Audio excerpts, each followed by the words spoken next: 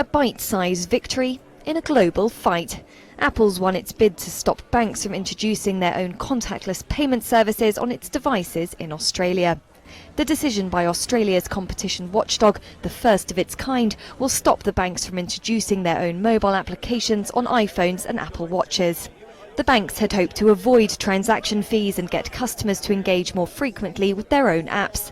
And that would have been lucrative. Australia's contactless payment market is worth an estimated $84 billion a year. The banks involved, Commonwealth Bank of Australia, Westpac, National Australia Bank and Bendigo and Adelaide Bank, have yet to allow the use of their cards with Apple Pay.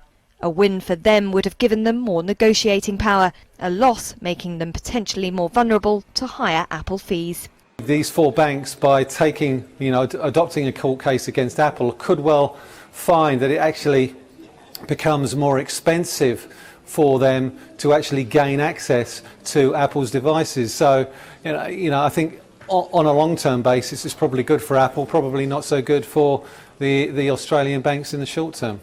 A win might also have sparked similar appeals for access to Apple's systems in other parts of the world.